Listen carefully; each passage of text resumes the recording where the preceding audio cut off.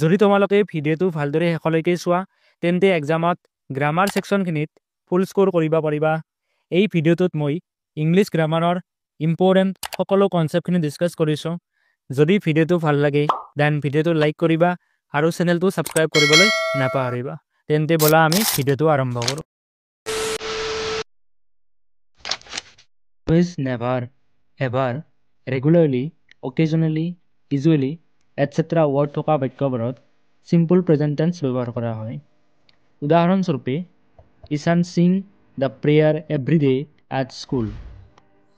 যদি কোনোবা এটা চেণ্টেন্সত every day, always, regularly, usually, occasionally etcetera word থাকে তেতিয়া আমি তাক চিম্পল প্ৰেজেণ্ট টেন্সত লিখিম।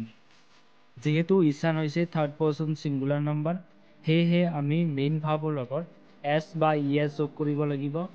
যিহেতু আমাৰ ইয়াত মেইন ভাৰ্ব দিয়া আছে সিং, সেয়ে শুদ্ধ উত্তৰটো হ'ব Ishan sings the prayer every day at school. আহিব আমাৰ প্ৰেজেণ্ট কণ্টিনিউৱাছ টেন্স। বৰ্তমান সময়ত কোনো কাম চলি থকা বুজাবৰ বাবে প্ৰেজেণ্ট কণ্টিনিউৱাছ টেন্স ব্যৱহাৰ কৰা হয়। যিবিলাক চেণ্টেন্সত নাও ৱৰ্ডটো থাকে সেইবিলাকক আমি প্ৰেজেণ্ট কণ্টিনিউৱাছ টেন্সত লিখিম। উদাহৰণস্বৰূপে he is reading a book, তেওঁ এখন কিতাপ পঢ়ি আছে। তেওঁ পঢ়ি থকা কামটো বৰ্তমান সময়ত চলি আছে, সেয়ে আমি ইয়াক প্ৰেজেণ্ট কণ্টিনিউৱাছ টেন্সত লিখিম। কাৰেক্ট টেন্স কৰিব দিছে কুৱেশ্যন নম্বৰ 1, উই ব্ৰেকেটত দিছে মেক আ টয় নাও। অ'কে, যিহেতু ইয়াতে আমাৰ ৱৰ্ডটো হৈছে নাও, সেয়ে শুদ্ধ উত্তৰটো হ'ব উই আৰ মেকিং আ টয় নাও। কাৰণ যিটো আমাৰ প্ৰেজেণ্ট কণ্টিনিউৱাছ টেন্স আছে সেই কণ্টিনিউৱাছ টেন্সৰ গঠনটো হৈছে subject plus be verb am is are plus main verb, তাৰ লগত আমি ING যোগ কৰিব লাগিব, দেন আমাৰ অবজেক্ট আৰু দেন আমাৰ এক্সটেনশ্যন বা অন্যান্য যিবিলাক শব্দ আছে। সেই অনুযায়ী কুৱেশ্যন নম্বৰ 2টো হ'ব উই ব্ৰেকেটত ৰান দিছে ইন দ্য ছান নাও, আমি বৰ্তমান ৰ'দত দৌৰি আছোঁ বা আমি এতিয়া ৰ'দত দৌৰি আছোঁ। শুদ্ধ উত্তৰটো হ'ব we are running in the sun নাও।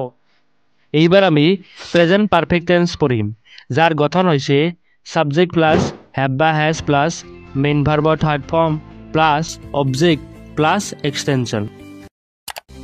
প্ৰেজেণ্ট পাৰফেক্ট টেন্সৰ নিয়মসমূহ হৈছে জাষ্ট নাও, অলৰেডি, য়েট থকা বাক্যবোৰত প্ৰেজেণ্ট পাৰফেক্ট টেন্স ব্যৱহাৰ কৰা হয়। উদাহৰণস্বৰূপে উই চি দ্য মেন জাষ্ট নাও, ইয়াতে জাষ্ট নাও আছে, সেয়ে আমাৰ কাৰেক্ট টেন্সটো হ'ব প্ৰেজেণ্ট পাৰফেক্ট টেন্সত। আনচাৰটো হ'ব we have seen the man just now. They meet me in the cinema hall already, যিহেতু অলৰেডি আছে সেয়ে শুদ্ধ উত্তৰটো প্ৰেজেণ্ট পাৰফেক্ট টেন্সত লিখিব লাগিব they have met me in the cinema hall already. ইয়াত সাধাৰণতে নিগেটিভ বাক্যত ইউজ কৰা হয়, অৰ্থাৎ ইয়াতে নঞৰ্থক অৰ্থ বুজায়।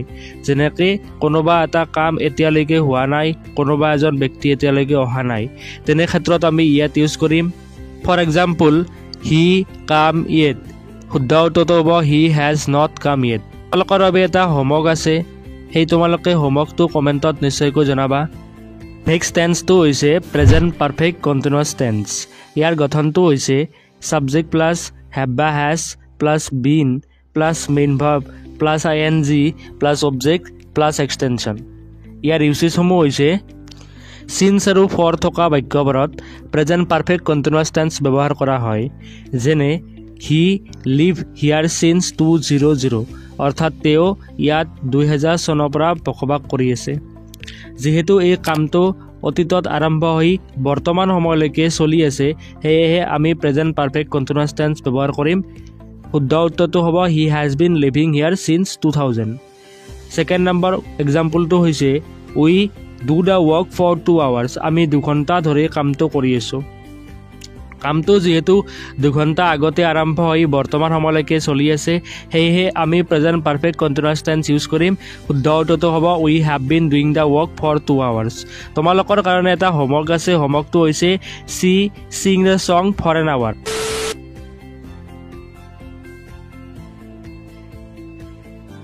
ভিডিঅ'টো এইখিনিলৈকে চোৱাৰ বাবে বহুত বেছি ধন্যবাদ। নেক্সট পাৰ্টত আমি চিম্পল পাষ্ট টেন্স আৰু চিম্পল ফিউচাৰ টেন্সৰ আটাইকেইটা টেন্সে ডিছকাছ কৰিম। তেতিয়ালৈকে তোমালোকে ভালদৰে পঢ়া শুনা কৰা and subscribe to my YouTube channel. Thank U.